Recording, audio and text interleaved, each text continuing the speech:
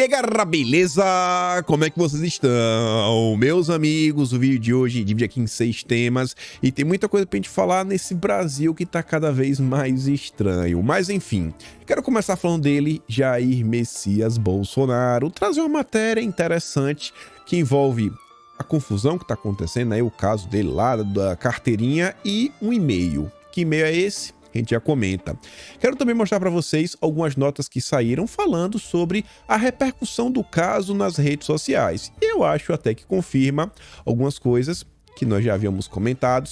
Quero falar um pouco de algumas questões ligadas à justiça nesse primeiro tópico, que inclusive vamos conectar ao segundo e vamos voltar a falar das redes sociais, PL 2630, algumas coisinhas que apareceram nas redes sociais ontem, inclusive pessoas sendo desmentidas, não foi por nenhum fact-checking, mas pelos documentos oficiais, né, do governo federal.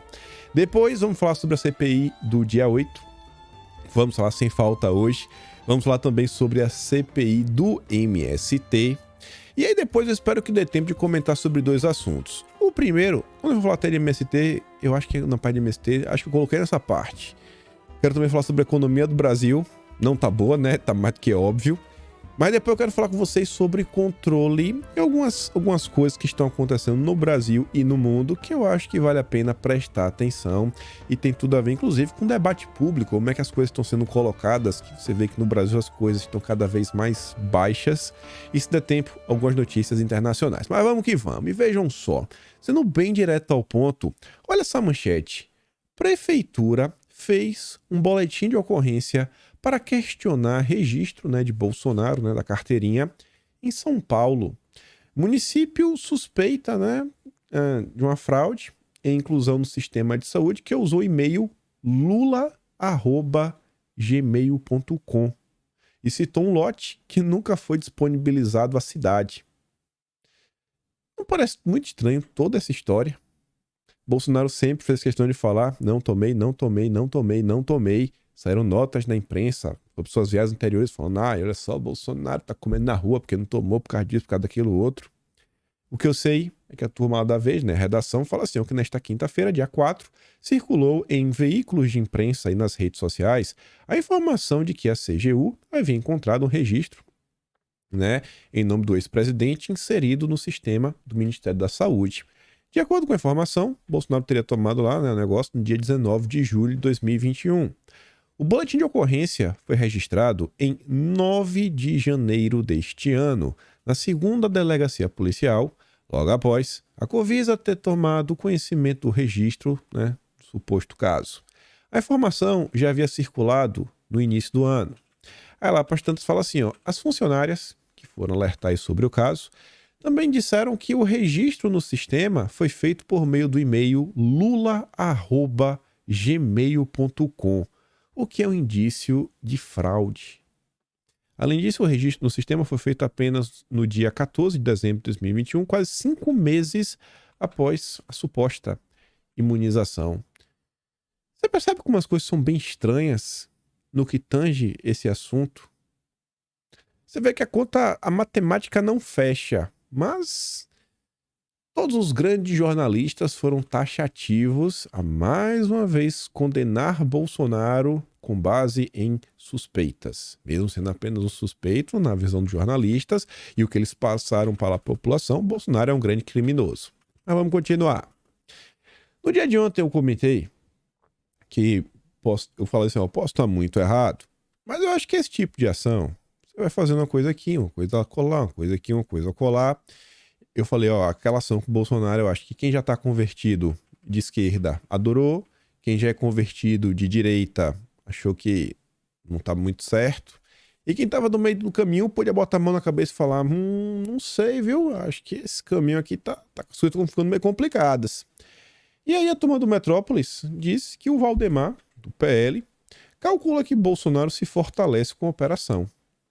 Aí disse que Bolsonaro contou toda a versão dele pro Valdemar, etc, tudo mais, ppp, tititi, e aí o Valdemar ouviu com atenção, né, e ao final, o Valdemar transmitiu a interlocutores a impressão de que a operação tende a fortalecer a imagem de Bolsonaro entre seus apoiadores.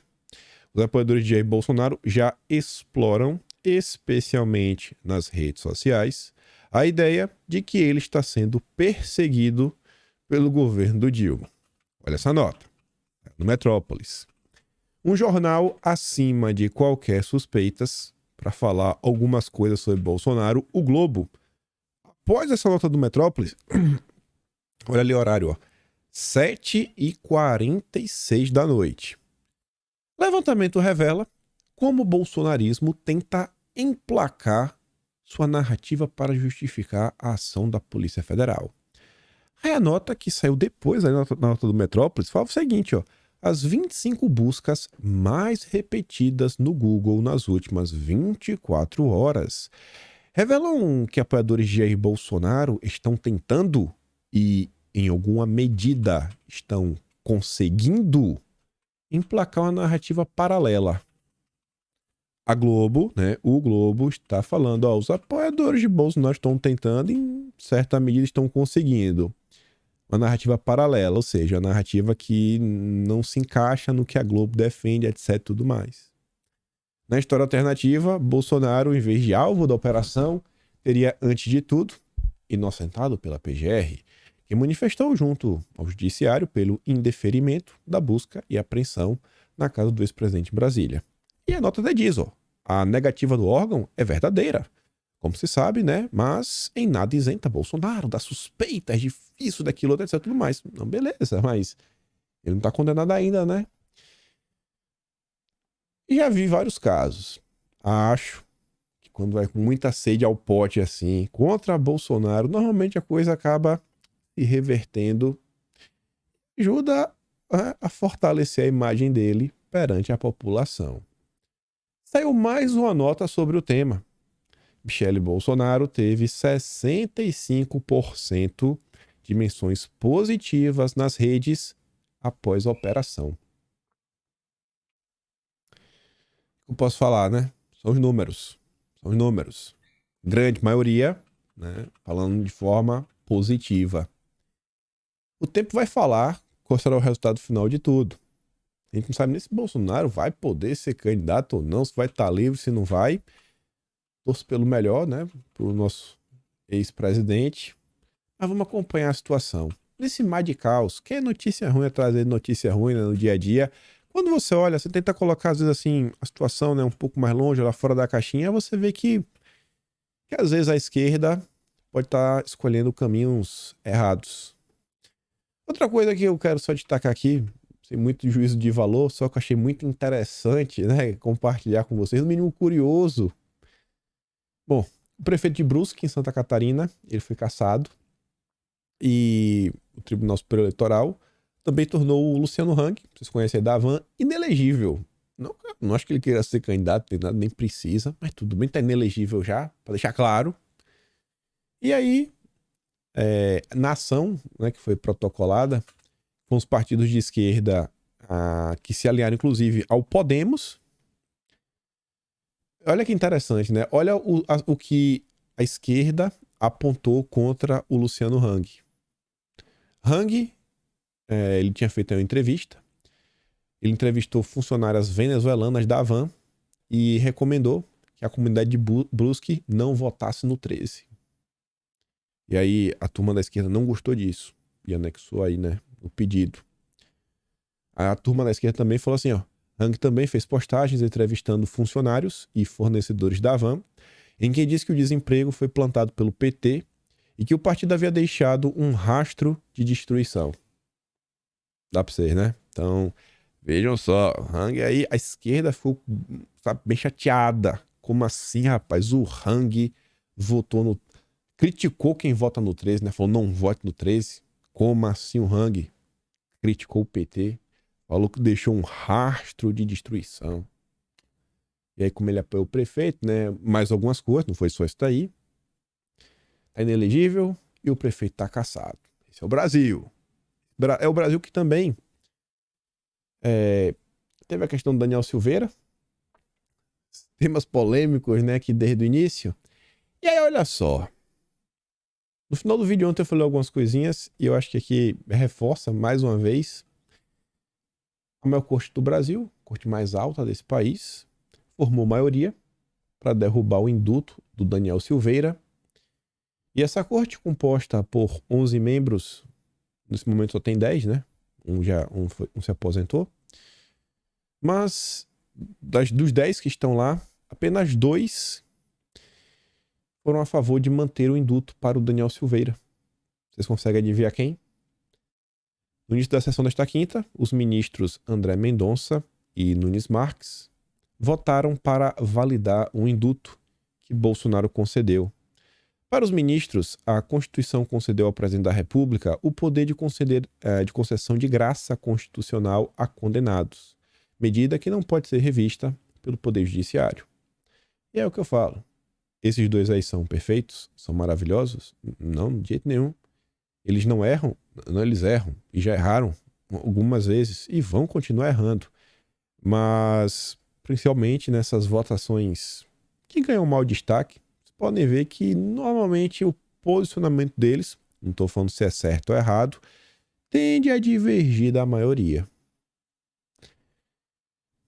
Quem acha que esse é o caminho melhor, né? Podia ter apertado 22 e ia estar reclamando menos agora. Aí veja também, para migrar para o próximo tema, tentar sair das questões um pouco mais espinhosas. A corte mais alta do país também, agora ela pode vir, meio que o caminho está liberado, para ela tomar algumas decisões em torno aí da internet, etc, tudo mais, que podem acabar meio que fazendo uma espécie de regulamentação das redes. O Globo diz, após o Congresso de Análise do PL das Fake News, a Corte pode julgar as regras do Marco Civil da Internet. A decisão é do ministro Dias Toffoli, relator de recurso que foi apresentado pelo Facebook. E falando das redes sociais, olha só que interessante. O Jota, que é um portal do âmbito jurídico, inclusive ontem teve algumas discussões aí, né? Mas é jurista, não é? Mas enfim, né? É um portal do âmbito jurídico, mas que concedeu espaço para o Felipe Neto. Achei bem engraçado. O Jota, ele tem assim uma aproximação muito mais à esquerda. É tudo bem, não tem nenhum problema, só pode escrever. Até por isso que o Felipe Neto está escrevendo lá. E aí, o que eu acho engraçado é o Reinaldo Azevedo compartilhando. Você vê essa triangulação sensacional, falando, este artigo de Felipe Neto tem de ser lido. Não se trata de um neófito ou de um abelhudo das redes. Já se definiu a liberdade como o exercício da vontade. Somos livres. A armadilha do autoplay nas redes sociais. Pronto. Agora eles estão querendo proibir até o vídeo automático de rodar no teu celular. E segundo eles, as pessoas não têm condições de lidar com isso. Que o vídeo automático ele vem, ele começa a aparecer e você fica viciado, você tem que ficar passando para cima e você não tem capacidade de escolher o que você quer ou não quer assistir. E ele aponta problemas em diversos, sabe, plataformas, serviços, etc, tudo mais. Mas tu sabe o que eu acho interessante? A TV é o maior dos autoplays. Porque tu aperta o botão de ligar, meu amigo, ela não para nunca. Ela não para nunca, ela tá lá ligada o tempo todo. 24 horas. Mas o Felipe Neto tá preocupado, assim, tu passou... O autoplay é o seguinte, tu tá teu celular no computador, passando no Twitter, no Instagram, aí tu passou, aparece um vídeo. E aí o vídeo dá play sozinho. O Felipe Neto não quer. O Felipe Neto acha que isso é um grande problema e tem que pausar. Até isso, a turma acha que precisa de controle e regulamentação. Imagina com a PL 2630. Aí veja, um grande defensor do PL 2630 por parte do governo, o ministro da Justiça e Segurança Pública, o senhor Flávio Dino, subiu o tom contra a plataforma, o Telegram. E o Telegram também foi alvo aí da imprensa brasileira, né? A imprensa, às vezes, para cavar assim a informação mais precisa, dá uma preguiça, né? Mas isso quando não interessa a eles. Quando interessa, aí eles fazem uma mega investigação. E a turma da Veja relata o seguinte, que o Telegram rebate Flávio Dino e diz que respondeu à Secretaria do Consumidor. Será que o Telegram apenas rebateu e disse, ou o Telegram fez ainda a mais? Vamos ver a nota.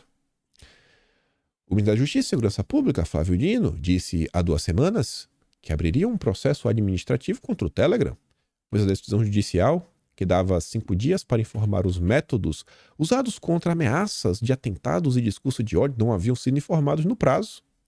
A plataforma rebateu a afirmação nesta quinta-feira. Segundo a plataforma, será que é segundo o Telegram? Será que é só isso? Estou achando que essa matéria não está descrevendo o que realmente aconteceu.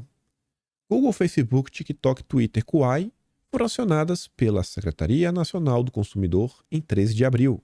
Mas o Telegram não foi notificado nesta data para apresentar as informações. A empresa disse que só recebeu um e-mail.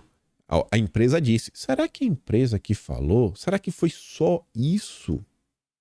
Recebeu um e-mail em 20 de abril, mesmo dia das alegações de Dino, e enviou os dados no dia útil seguinte, dia 24 de abril.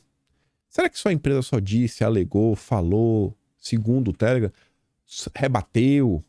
Ou será que o Telegram apresentou algumas outras coisas, né, que tornam essas alegações muito mais robustas do que uma simples rebatida? Vamos dar uma olhada. Em seu perfil oficial no Twitter, no primeiro momento, o Telegram se dedicou aqui a construir essa linha do tempo. Colocaram ali as imagenzinhas, né? 13 de abril. Investigação iniciada pela Senacom envolvendo as plataformas Google, Facebook, TikTok, Twitter, Kawaii e Telegram. Ainda no dia 13, a Senacom solicita que o Google, Facebook, TikTok, Twitter e Kawaii forneçam informações, mas não o Telegram. 20 de abril.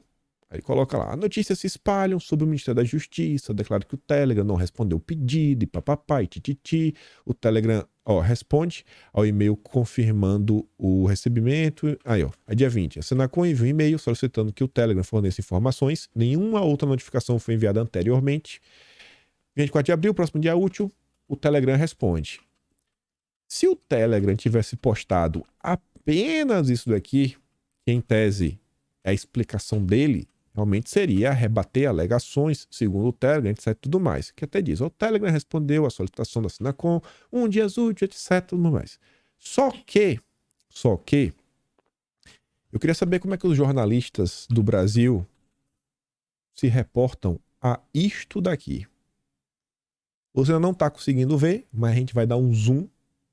Temos 3 documentos oficiais que podem ser autenticados no portal do SEI. Documentos oficiais, né, do governo brasileiro. 1, 2, 3. O que cada um deles diz? Vamos para o primeiro. Olha só, rapaz.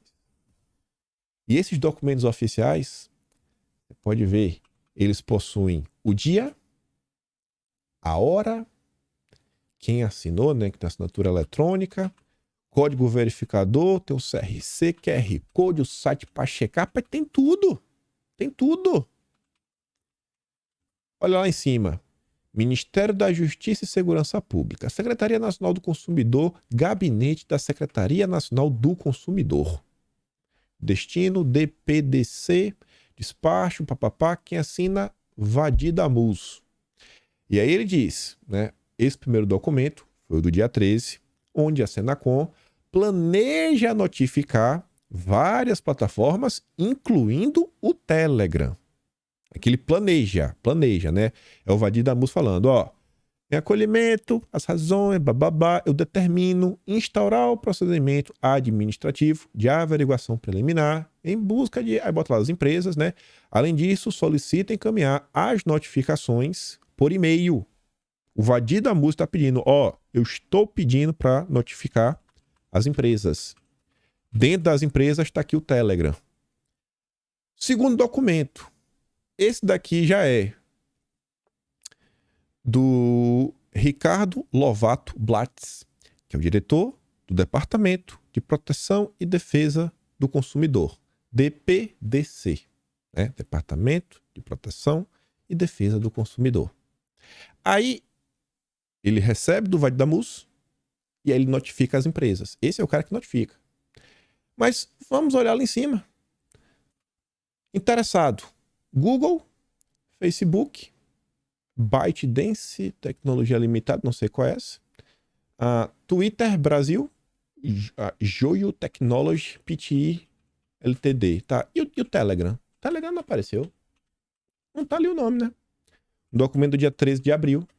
Solicita expedição, notificação 1, 2, 3, 4 e 5 aos interessados com aviso de recebimento. Com aviso de recebimento, né? E aí, avisa aí que recebeu. Mas não tá o Telegram. Aí, olha só agora. Só no dia 20 de abril, segundo o documento oficial, agora o nome do Telegram aparece, ó. Ó, Telegram Messenger. Tendo em vista a urgência do caso, solicito a expedição dos notificação 6. Opa! Aqui só ia até a notificação 5. Vamos ver? 1, 2, 3, 4, 5 empresas. Aqui em cima só tinham 5 empresas, 5 notificações. Agora aparece o Telegram, a 6ª notificação. Ricardo Lovato Blatz, diretor do Departamento de Proteção e Defesa do Consumidor. Olha o dia, 20 de abril de 2023, às 2h06. E aí, com base em informações erradas, a imprensa brasileira, e não é pela primeira vez, está fazendo diversas acusações contra uma plataforma. Isso é bem complicado porque você começa a gerar um clima de animosidade. Você começa a gerar uma sensação de, sabe, que é como se fosse um aplicativo que os donos são quase que criminosos. Olha tudo que está sendo pautado no Brasil.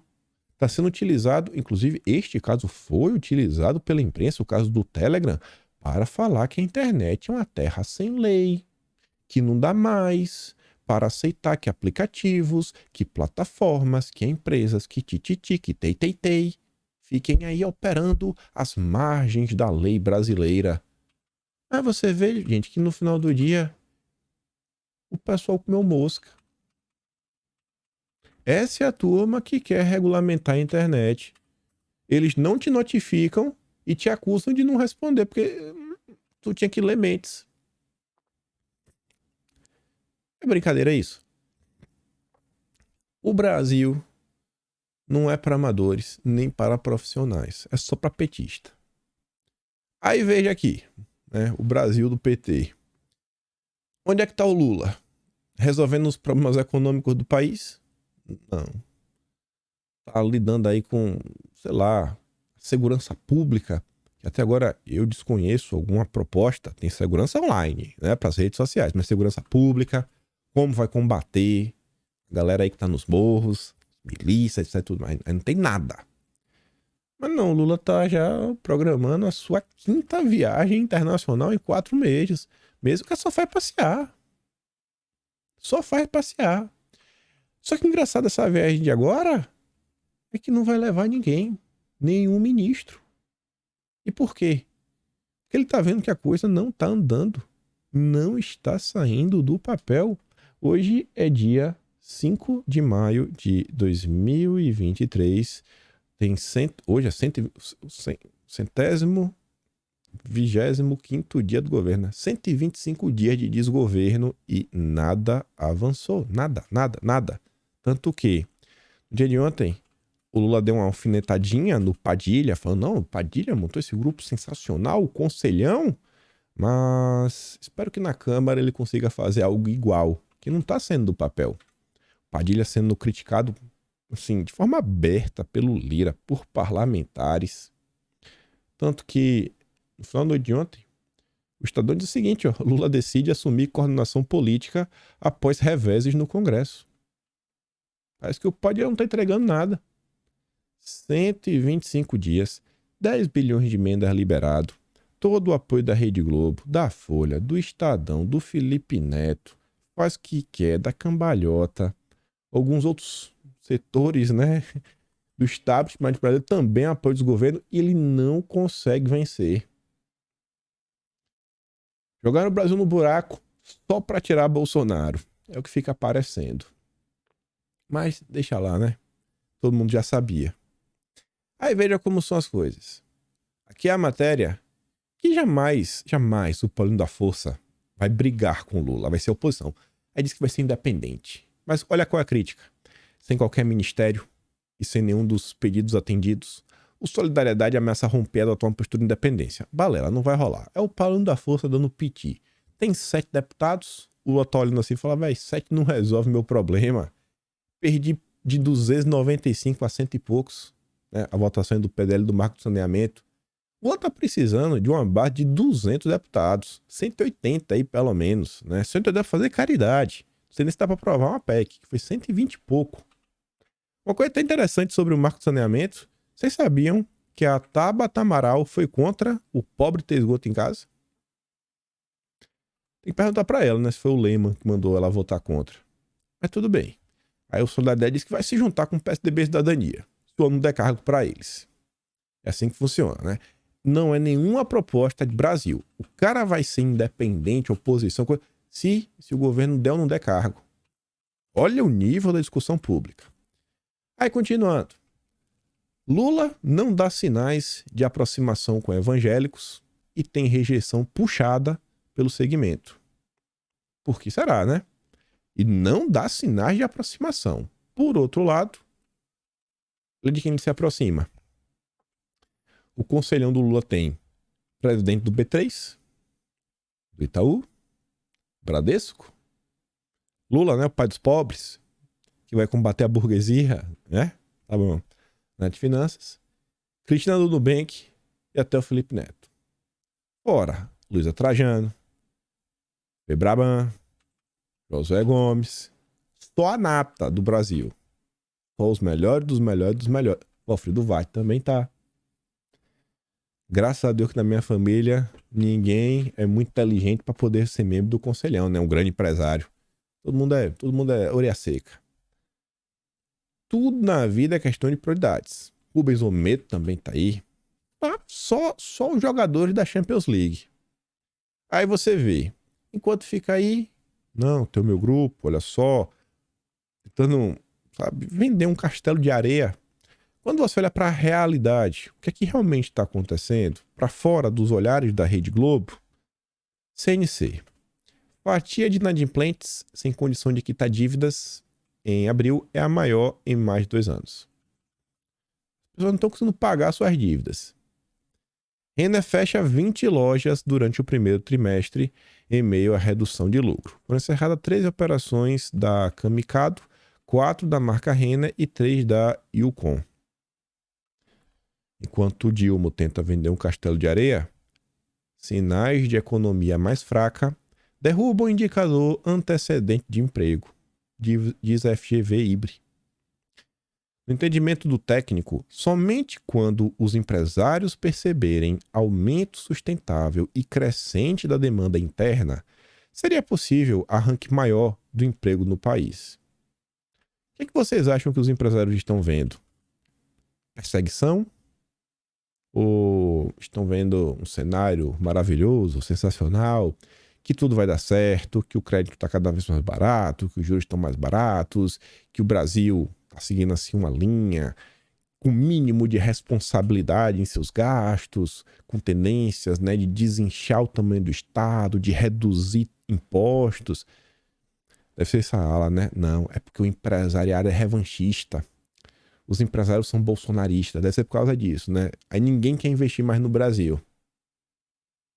Fora da cidade cenográfica, da Rede Globo, o Castelo de Areia, ele não existe. É isso aqui, ó. E o povo tá sentindo na pele. Aí, por outro lado, o consórcio e a turma woke já tem até uma narrativa. Mas quando der errado, não é porque o Lula errou na condução econômica. Foram choques climáticos. Ó, eles podem empurrar até 3 milhões de brasileiros para a pobreza extrema, gente.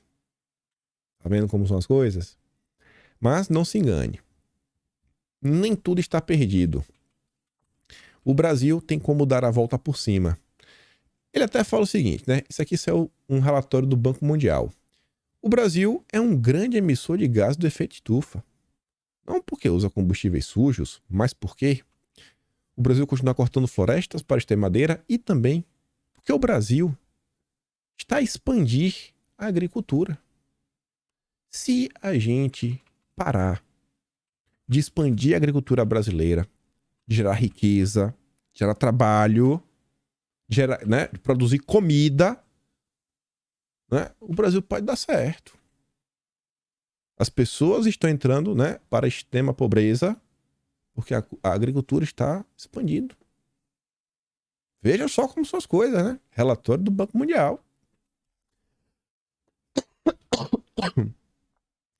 Enquanto tá todo mundo aí nessa gritaria de Bolsonaro, 2630 e tudo mais, tem alguns outros assuntos nos próximos dias que eu acho que vão meio que dividir muitas opiniões. Talvez possa ganhar bastante espaço nos holofotes da imprensa, né? Um deles é a CPMI do dia 8. Aí veja, a Comissão de Inteligência pede fim do sigilo de relatório da ABIN sobre o dia 8 de janeiro. Comentamos nos últimos dias, pelo menos umas 2, 3 notas da Folha de São Paulo, onde lá sai listando, né, documentos que a Folha teve acesso, de quem para quem, o dia, o horário, o conteúdo, que traz algumas informações bem relevantes, né, do que, por exemplo, os informes que o Gonçalves Dias teria recebido em seu celular e mais algumas coisas. A gente já comentou sobre isso. E aí, esses documentos, a Folha de São Paulo falava que quem tinha conseguido acesso foi essa comissão, a CCAI, que é a Comissão Mista de Controle das Atividades de Inteligência. E aí tiveram acesso, eles pediram esses documentos como um todo, se não me engano, dias depois, provavelmente, sei lá, entre dia 15 e dia 20 de janeiro. E eles tiveram acesso à gama de documentos. E aí agora, a comissão diz que vai pedir à ABIN que derrube o sigilo dos relatórios sobre as invasões. A decisão foi aprovada na primeira reunião do colegiado, que ocorreu na terça-feira, dia 2. O encontro foi fechado apenas para os deputados e senadores que integram a comissão mista, sem cobertura da imprensa. Aí, também fala o seguinte: integrantes do colegiado relataram à coluna que o requerimento pedindo o fim do sigilo foi aprovado de forma consensual. Segundo parlamentares membros da comissão, os relatórios dão detalhes sobre quais as informações os membros do governo tinham antes das invasões do dia 8 e que autoridades as receberam. Aí, na segunda terça, eles também aprovaram o convite para o Rui Costa ser ouvido, né, em sessão privada. Outro convidado será indicado por Lula para chefiar a ABIN, Luiz Fernando Corrêa. A Veja, no dia de ontem, trouxe mais algumas informações sobre essa situação aí da CCAI e fala assim: Rui Costa será questionado sobre possíveis omissões nos atos. Essa sessão que será privada, que teve aí já, né, o dia marcado, dia 17, o Paulo Alexandre Barbosa, que é um deputado PSDB de São Paulo e é o presidente da comissão, disse que assim, queremos esclarecimentos sobre as medidas adotadas e as responsabilidades sobre o ato do dia 8. Vamos apurar responsabilidades, saber quem falhou, saber exatamente onde aconteceram os erros. Lembrando que essa turma tem uma gama de documentos de fulano para Beltrano, dia tal, hora tal, etc, tudo mais do que estava acontecendo. De acordo com o presidente da comissão, se o Rui Costa quebrar o acordo e não ir, vai ser aprovado um requerimento de convocação. E aí ele vai ter que comparecer obrigatoriamente. Os parlamentares também aprovaram um pedido para tornar público o relatório de inteligência elaborado pela ABIN, né, atando risco, etc, tudo mais. O documento, mantido sob sigilo, foi enviado às vésperas do dia 8 para o Ministério da Justiça, o GSI e diversos outros órgãos públicos, o que não foi suficiente para que fossem tomadas medidas para conter as invasões. Por que não foi, né? Talvez essa seja uma das perguntas. Aos parlamentares, o Rui Costa ainda vai ter que dar explicação sobre a transferência da ABIN, que antes estava debaixo do GSI, agora foi para a Casa Civil. No Congresso, a medida teve vista sob reserva por abrir caminho para a politização da agência de inteligência. Vamos ver como é que vai ser o desenrolar. E aí, nesse meio do percurso, como teve aí a ação contra Bolsonaro, teve a prisão do Cid, os governistas querem trazer para a CPI como um dos primeiros aí a ser questionados, o Cid. Valeu. A alvo prioritário dos governistas para o dia 8 é o Cid. Eles acham que vão conseguir começar, etc. Tudo mais. Com certeza vão querer conectar os fatos, os acontecimentos, o que aconteceu dia 8, ao Cid, e Bolsonaro estava no meio, etc. Tudo mais. Aquela confusão. E aí, segundo as previsões do governo, a CPMI vai ser instalada em 2 semanas. Em 2 semanas começa. No dia de ontem eu tinha comentado com vocês, não deu para comentar no vídeo de ontem, que tinha sido publicada uma análise feita pela esquerda. Não peguei aqui o nome da senhorita, mas ela já fez parte de administrações petistas. Essa é a manchete, né? São no Brasil 247. Ela fez essa análise lá e eu acho que é relevante a gente dar uma olhada. Investida de Lira mostra que CPMI não é agenda positiva para Lula. A esquerda tá chamando atenção. Essa CPMI, vocês aí estão falando que vai atropelar Bolsonaro, vai provar de uma vez por todas, etc. Eu acho que isso daí não é agenda positiva. À primeira vista, o Planalto fez limonada do limão da CPMI do golpe e terá a maioria no colegiado. À primeira vista. Nem por isso vai poder relaxar. Ainda que controlada nas mãos de presidente e relator da base governista, a CPI não é agenda positiva para o governo. Melhor seria se não existisse e que o trabalho legislativo estivesse focado na votação de projetos de interesse imediato, como o arcabouço fiscal e a reforma tributária. O primeiro com mais chance de sair no curto prazo. A última, seriamente ameaçada de empacar sob o diversionismo da CPMI. E agora pare e pense o seguinte. Quem é de esquerda vai continuar sendo de esquerda. Quem é de direita já tá puto da vida. A turma do meio do caminho, que fez o L, o isentão, o voto nulo. Tu acha que essa turma está mais preocupada em saber sobre o que aconteceu no dia 8 ou sobre os resultados reais das políticas econômicas do Lula que podem impactar positivamente as suas vidas? Aumentar o poder de compra, sendo, sei lá, levando melhoria de salários, redução dos preços, redução de impostos. O que você acha que é a prioridade? Imagina essas pessoas ligarem no noticiário e ver. A economia está sendo deixada de lado. O governo só tá Bolsonaro. Cara, não aguento mais. Bolsonaro não é presidente. Os caras só falam de Bolsonaro. Será que essa CPMI, ainda que o Lula faça, pinte, bote e tudo mais, você acha que as pessoas estão preocupadas com o Bolsonaro? Esse Brasil que não acompanha a política diariamente. Não, beleza, Lula. E aí, pô, bacana. Você foi pra cima do Bolsonaro. Tu acha que ele vai ficar feliz? Ou tu acha que ele vai olhar pra conta bancária e falar, tá ruim, viu? O desempregado vai achar o quê? Tu acha que pro desempregado a prioridade deveria ser a CPMI ou a reforma tributária, o arcabouço fiscal? Qualquer coisa aí que possa melhorar o ambiente econômico. Parlamentares experientes acreditam que o melhor cenário hoje para o governo seria que seus aliados, como o controle da pauta da CPI, conseguissem dar um nó nos trabalhos e paralisá-la. Para essa CPI. Para. Depois de algumas primeiras sessões e confrontos espetaculosos, que parecem inevitáveis, vai acabar acontecendo, também não dá para parar tudo, a comissão iria aos poucos, saindo dos holofotes, entrando nos assuntos, etc, tudo mais, né? Com a oposição imobilizada pela ameaça de convocação e quebra de sigilo de bolsonaristas, como Anderson Torres, General Heleno para Bolsonaro. Não acho que a oposição vai ficar, né, ameaçada por causa disso, não. É um desfecho improvável, mas não impossível. Seria preciso combinar com os russos da própria bancada governista da CPMI. Alguns já estão pintados para a guerra e vem a comissão como uma bela oportunidade para aparecer na mídia e crescer politicamente.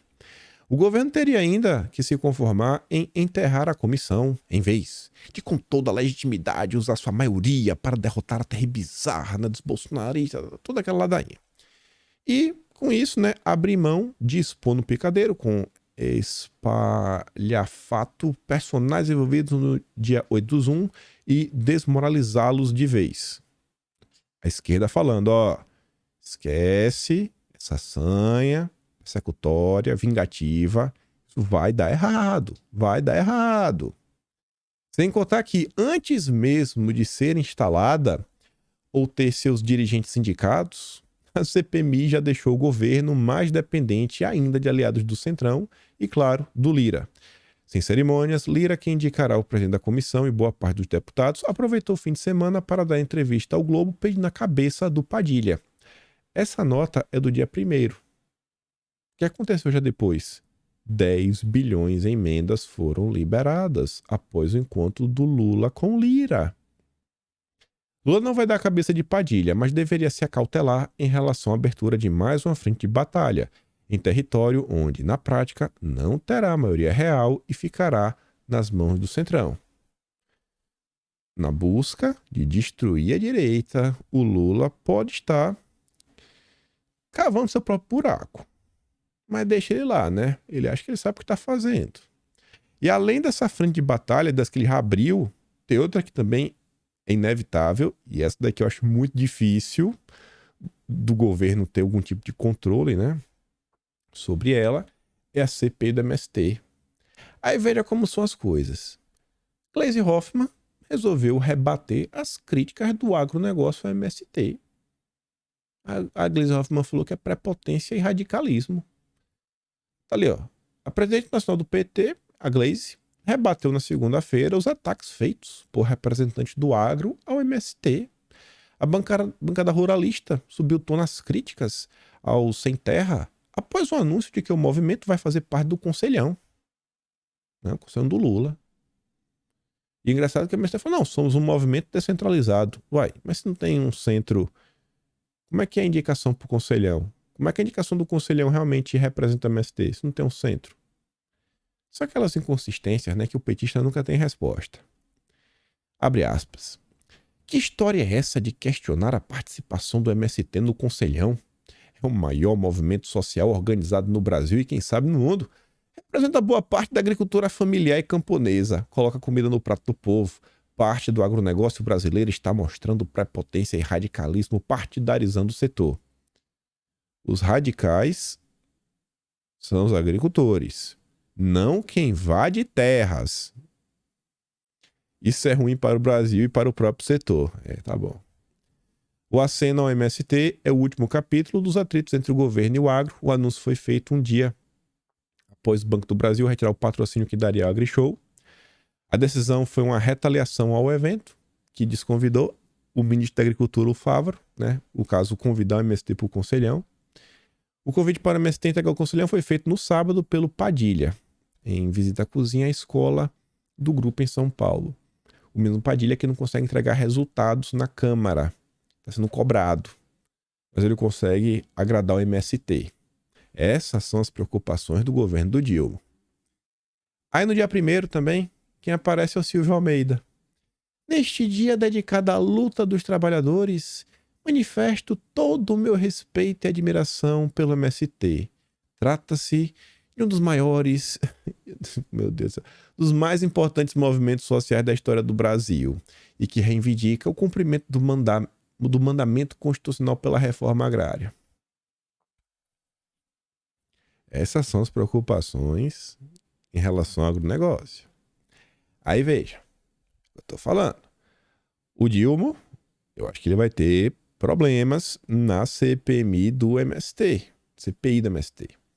Bolsonarismo domina a cúpula, que vai mirar quem banca os movimentos. O Salles está sendo cotado aí para ser o relator e diz que quando tiver abuso do MST, tem que se defender. Não, calma. Vou contar para você, lembrei agora. Lembrei porque eu já sabia que havia algo depois. Tá, tem aqui, ó, pronto. Diante da CPI do MST, o governo tá falando que não, tô de boa, não preciso de ajuda não. O MST? O MST sabe se virar. Não temos, sabe, nada o que temer. O MST não faz nada de errado. Essa é a narrativa do governo, né? Para vender para os outros. Acredita quem quiser. Isso que eles falam publicamente. Aí o que é que você vê? Conforme estamos nos aproximando pelo início da CPI, o governo já acionou a sua SECOM extraoficial, a Globo News. Aí a Andréa Sadi, ela já começou a soltar algumas notas, né? Ela foi lá conversar com o Salles, só para ter desculpa, para falar que tinha informação nova. E aí, essa nota é da Andréa Sadi. E aí, o que ela faz questão de frisar é o passado do Ricardo Salles. Como ele é um cara complicado e parcial para falar sobre o MST. Tanto que, olha o que está no subtítulo. Ex-ministro do Meio Ambiente de Bolsonaro disse ao blog que quando tiver abuso do MST, tem que se defender usando armas. O blog perguntou a Salles a respeito de sua defesa em 2018 de um panfleto pedindo votos no qual associava armas de fogo e munições à tolerância zero com o MST. Ele disse que nunca defendeu receber ninguém a bala. Você tá vendo? O governo disse, não, estamos de boa, não precisamos de ajuda. Isso não é o discurso. Na prática, já colocou a Globo News em campo. Esse é o André Sadi. Aí depois vem o Globo só para reforçar, né? Ó, cotado para seu relator, o Salles. O Salles já defendeu a bala, viu? O Salles falou que não. Mas eu disse que disse. A Globo falou que sim. O Dion falou que tá tudo bem com a CPI do MST, mas MST vai ter ajuda de força-tarefa de advogados para enfrentar as investigações. Quem? O grupo Prerrogativas. Mas tá de boa. Não, tá de boa, não. Nem vou me preocupar. Só pedir ajuda pra Globo e pro Prerrogativas. Pra imprensa e pro jurídico. Quem tem boca fala o que quer. Ainda pra falar do MST, Boitempo e MST farão festa de aniversário para discutir obra de Marx em São Paulo. Essas são as prioridades e o que é discutido no Brasil. E mais uma recompensazinha por tudo que o MST faz em prol da população, né? Você vê, ó, assentado do MST assume unidade do INCRA de Petrolina. Nomeação de um integrante do movimento é apontada como um sinal de diálogo do governo. Olha, o governo está disposto a dialogar. Rapaz, se a Folha de São Paulo não contasse, eu não sabia. Eu não ia saber. Eu que achava que o governo queria reprimir o MST. Quem poderia imaginar? Faz parte até do conselhão. Não. Realmente é um sinal de diálogo. E o cidadão foi apontado aí, né? Nomeado. Ele é um militante do MST há mais de 30 anos. As discussões no Brasil, as nomeações, deixaram realmente de ser por critérios técnicos, para ser por critérios, né? Não sei nem o que falar, né? Justiça social. Ele tem 30 anos no MST, rapaz. Finalmente ganhou espaço. Brasil. Ao longo aqui do vídeo, em alguns momentos, como isso aqui, eu falei, ó, olha quais são as discussões internas do nosso país. E eu não tava falando sobre isso à toa. Tem umas coisas que dói ver. Você fala assim, meu Deus, onde foi que erramos? E o que é que eu quero falar sobre isso? Vamos continuar nossa construção. Tava eu passando ontem lá no Twitter e eu vi essa postagem aqui, né, do Diego Garcia, onde ele trouxe uma nota que eu acho que até do Carta Capital, tá me parecendo aqui a estética, eu não fui checar, que fala assim, após Pix, bancos deixarão de oferecer transferências em DOC e TED. Segundo a Federação Brasileira de Bancos, o prazo para encerramento das operações é 29 de fevereiro de 2024. Passou isso daí, não vai ter mais, é tudo Pix. Aí o Diego fala o seguinte, que o Pix é o projeto piloto do caminho por onde as CBDCs vão trafegar. O que é isso daí, né? Seriam Central Bank Digital Coin, ou seja, moeda digital, as moedas digitais, né, no plural, que tem um Szinho aqui, dos bancos centrais. Ele está falando que o Pix é o projeto piloto da moeda digital dos bancos centrais, né? Que vão trafegar. Depois que acabarem com dinheiro físico, você nem vai precisar declarar imposto. O governo vai dizer, eu acho que você me deve X e vai retirar o dinheiro de sua conta. Sejam bem-vindos. E aí vai ser tudo online, tudo altamente rastreável, tudo bacana, etc, tudo mais. Por que eu quis trazer isso daqui? É muito simples, muito fácil de ver, né, o que o governo do Dilma pode fazer e como isso daqui, né, pro Haddad seria algo sensacional. Olha que caso interessante. Estados Unidos vai ter uma eleição. Vai ter uma eleição. Um cara que tá relativamente cotado, né, com alguma chancezinha aqui mínima e vem ganhando espaço no debate público. E ele disputaria, no caso, as primárias contra o Biden, e aí caso ele vencesse, ele iria realmente na disputa esquerda-direita, ou seja, um cara que em tese está mais à esquerda é o Kennedy Jr., né? Robert F. Kennedy Jr. Olha o que ele estava comentando no dia de ontem. Vê como tem tudo a ver com a postagem do Diego. E a postagem do Diego foi às 6 da tarde, nem para falar que o Diego viu o que o Kennedy postou e falar, não, o Kennedy postou às 10h52. Acho que o Kennedy está seguindo o Diego. Ele fala assim, ó, a censura financeira de inimigos políticos é algo que estamos acostumados a ver em regimes autoritários. Vamos perseguir, a gente não, vamos tirar o dinheiro deles. Ninguém ficou surpreso quando a Rússia congelou mais de 100 contas bancárias vinculadas ao líder da oposição, ao Alexei. A oposição, vamos congelar a conta. Ninguém ficou surpreso. Mas o Canadá também fez isso, bloqueando mais de 200 contas de pessoas que protestavam contra uma coisa polêmica. Aí depois ele faz aqui um maior, deu um zoom aqui, né? Você pode ver, vou pegar ali já a tradução. Não é estranho imaginar que mesmo aqui na América, a sua conta bancária possa um dia ser congelada por conta de sua política ou comentários que você fez nas mídias sociais. Se na América isso não é impossível, mas é no Brasil. Espera um segundo. Ele diz, ó, afinal, em 2010, PayPal, Visa, Mastercard suspenderam o Wikileaks a pedido do Departamento de Estado dos Estados Unidos. O GoFundMe bloqueou conta dos Estados Unidos de enviar fundos para caminhoneiros canadenses e planejou doar o dinheiro para suas próprias instituições de caridade preferidas, recuando apenas quando confrontado com o processo. Isso foi durante a pandemia. O PayPal modificou sua política de uso aceitável para multar os usuários em $2.500 por espalhar o que eles consideravam desinformação. Uma mudança que eles rescindiram sob pressão. No entanto, milhares de clientes estão processando o PayPal pela apreensão arbitrária de suas contas. Essas são decisões de empresas privadas, mas muitas vezes essas empresas privadas agem por meio do Congresso ou dos reguladores ou diretamente por ordem deles. Suas decisões afetam diretamente os nossos direitos.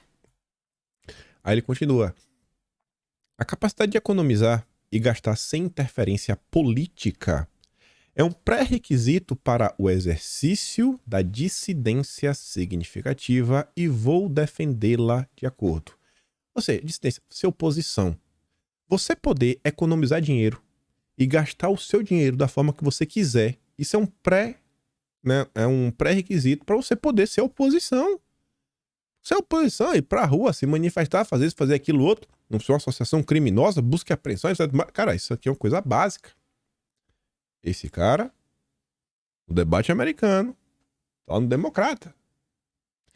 Esta não é uma questão de direita ou esquerda. Trata-se de proteger a democracia de poderosos interesses estabelecidos.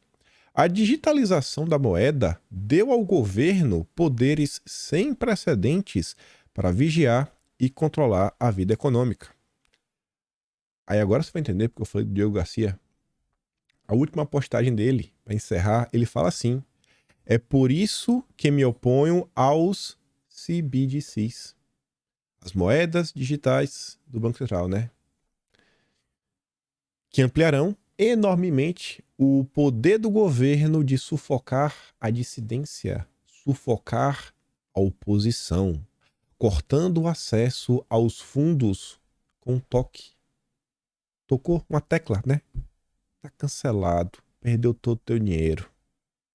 É também por isso que eu apoio o Bitcoin, que permite que as pessoas realizem transações sem ter do governo, blá, blá, blá. Eu não quero essa discussão de mais digital nem nada. O que eu quero mostrar aqui, gente, é que você vê, olha o nível do debate público. Olha o que está sendo colocado na mesa na hora que se fala de Brasil, etc, tudo mais, PPP, Lula, esse aqui, Bolsonaro. Tipo assim, a gente passa grande parte do tempo tendo que desmentir o que a imprensa conta. A imprensa passa o tempo todo falando de Bolsonaro, Bolsonaro, Bolsonaro, Bolsonaro, Bolsonaro, Bolsonaro, para criar uma cortina de fumaça para o Lula. E os problemas sérios, os problemas reais, eles sempre são deixados de lado. E quando comenta é assim, não, a gente tem que aprovar o arcabouço fiscal do Haddad porque é bom. E porque ele é bom porque ele é bacana. E porque ele é bacana? Ele é bacana porque ele é legal. E porque ele é legal porque eu gosto dele. É Mira Leitão, são os argumentos dela, é assim. Né? Vote nele porque eu gosto dele. Quem disse é a Mira Leitão, especialista. É como é que a coisa funciona. Você vê como está cada vez mais pobre. É só assim, não, temos que aqui acabar esse clima de golpismo, desinformação, antidemocráticos. A esquerda no Brasil só sabe falar isso e gritar sobre pauta identitária. Você vê um cara, tá lá no Partido Democrata, que tá longe de ser qualquer tipo de santo. Olha, pelo menos, o nível de discussão e preocupação. Você consegue ver uma figura na esquerda, no Brasil hoje, da turma da picanha, falando algo nesse tom? Simone Tebet, que está aí no governo. Marina Silva. Flávio Dino. Alckmin. Veja a pobreza que o Brasil se encontra até de ideias. Aí, sobre a política como um todo, o Dilma foi lá, não foi no Oriente? Falar questão, papapá, tititi, não, vamos desdolarizar.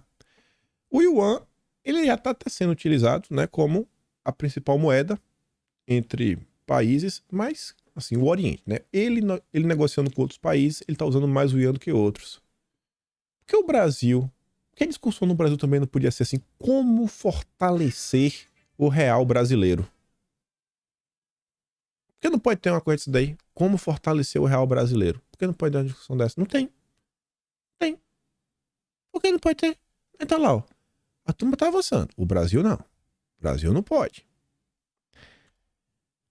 Aí saiu um texto no final do mês de abril, pra gente encerrar aqui, que traz algumas coisas que eu achei interessante.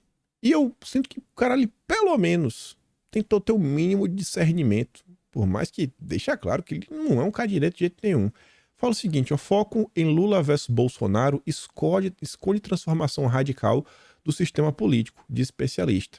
Eu acho que ele tá dando acordar, tá uma chacoalhada na imprensa, que teima em negar que o brasileiro está começando a entender. Não, o brasileiro entende. E cada vez mais entende de forma mais profunda o que se passa no país e no mundo. Fala assim, ó, que o Brasil hoje passa por uma transformação grande e que a sociedade brasileira também está se mexendo. A população está envelhecendo, o eleitorado feminino está crescendo, a escolaridade está se ampliando e normalmente o eleitor com maior escolaridade não vota no PT. Urbanização, desindustrialização e religião avançam. O eleitor religioso, né, também não gosta muito do PT, não. Que olha o Brasil 2003, 2023, encontra um país muito diferente. Eu acho que o Lula está descobrindo isso, né, aos trancos e barrancos. Em entrevista à Folha, ele analisa quais dessas mudanças beneficiam Bolsonaro e explica por que ele evita o termo bolsonarismo. Por quê? Bom, sem uma definição mais precisa, a gente começa a chamar todos os conservadores, reacionários, extremistas, todos esses movimentos de bolsonaristas. Praticamente a direita inteira votou no Bolsonaro, mas existem diferenças. Eu tento evitar o termo bolsonarismo e pensar o Bolsonaro como uma liderança carismática. Bolsonaro, por parte do eleitorado, tem um diferencial que o torna um político a ser seguido por pessoas por quem as pessoas se apaixonam. Um político que uma parte do Brasil admira e com o qual se comunica. Mas não temos um corpo teórico mínimo para chamar de bolsonarismo, o que existe para além da pessoa física. Ele não está falando nenhum tipo de crítica nem nada, ele só está colocando assim, olha só, não tem uma teoria para você falar é o bolsonarismo, né? Tipo marxismo, liberalismo. Tem lá o Bolsonaro, pô. Aquela história, não tem direito no Brasil, tem Bolsonaro. As pessoas seguem, se organizam em torno dele, etc. Tudo mais, mas não tem. A direita no Brasil não existe até hoje. Não existe. Não existe um conceito de ideias ali bem claro que é, ó, não, essa aqui é a direita. Existem alguns valores. Existem alguns princípios. E existem pessoas que são doidinhas, mais doidinhas para controlar o que é direita no Brasil. Aí lá pra frente pergunta assim, ó, o que acontece com esse campo se Bolsonaro for declarado inelegível? A gente tem que trabalhar com 3 campos. O primeiro, por atalho, vou chamar de conservador, uma direita em sentido mais amplo. Esse campo sempre existiu na vida democrática brasileira e hoje a gente tem um Congresso mais conservador desde a redemocratização. Nessa direita, há políticos que orbitam a liderança do Bolsonaro, que hoje estão basicamente no PL, e uma fragmentação de lideranças, digamos assim, ultradireita, movimento de rede social, blogs, etc. Então, nem tudo que é direita no Brasil é Bolsonaro. O enigma para 2026, na hipótese de Bolsonaro não ser o candidato, é se ele vai tentar inventar alguém do campo dele. Mas o que está em jogo daqui para frente é uma reconfiguração da vida partidária brasileira. Pelo lado da direita, isso vai depender das ações de Bolsonaro. O cara não é da direita e o cara consegue ver de forma clara o que, sei lá, grupos como o MBL tentam negar, né, e tentam impedir a todo custo que Bolsonaro continue, pelo menos, dando a direção. Tem uma turma que quer jogar Bolsonaro dentro do buraco. Fala assim, nesse cara serve mais pra nada. É um inútil. Atrapalhou, é um fraco, é um covarde, é um burro, é um inapto. E tentam negar a importância dele. Um monte de Zé Ninguém, Zé Desconhecido, tenta negar. Não, cara, agora é um cocô, não serve pra nada. E o cara tá aqui falando, cara, no final do dia, essa turma, ela vai depender do direcionamento que Bolsonaro vai dar. É uma figura que grande parte da população sabe quem é. Diferente dos desconhecidos. Nesse cenário, há algum espaço do PSDB voltar a crescer, considerando que o partido duelou com o PT até 2014? Ele diz, ó, o tal bolsonarismo destroçou o que a gente convencionou a chamar de centro. Não tem mais isso. Então o PSDB vai ter que fazer um esforço gigantesco de uma reorganização para tentar recuperar essa ideia de centro, ou seja, de uma força política que não se alinha nem com o petismo nem com o conservadorismo. E uma reestruturação do PSDB passa necessariamente por fusões, trazer políticos de outros partidos. O jogo agora é de legendas médias para cima. Tem que ter 50, 70 deputados. Acabou aquela era em que o partido de 5 ou 6 deputados fazia a diferença. Olha lá, o Paulinho da Força tem 7. O Lula tá cagando para ele. PSDB, quem é o PSDB? Se juntou com Cidadania, tá falando assim, não tá com solidariedade. Boa parte dessas mudanças, né, vendo nos últimos anos. 2018, e no financiamento privado. Você tem agora o fundo eleitoral. Quando veio o final do financiamento de campanha, criaram um sistema que beneficiava demasiadamente quem tinha mandato. Quem já está no partido, pega a fatia maior e se perpetua no poder. Houve a consideração do tempo de TV, dando aos partidos menores um tempo minúsculo. Foi uma reforma para proteger a elite política tradicional contra um outsider, para dar recursos aos atores centrais daquele momento. E não deu certo. Bolsonaro quebrou esse sistema. Quebrou. Ele tá com 99 deputados agora, viu? E Bolsonaro quebrou se elegendo presidente. Essas e outras regras ainda terão impacto em 26. Nós tivemos uma regra que começa a afetar a sobrevivência de pequenos partidos, que é a cláusula de barreira. Ou seja, quem não teve 1,5% dos votos, não vai ter tempo de TV, né? Fundo partidário se deu mal, rodou. E veio depois o que eu acho a maior reforma do sistema eleitoral desde 45, o fim das coligações. Quando as pessoas abrirem os olhos, elas vão ver que sobrou um número muito pequeno de legendas estruturadas nacionalmente.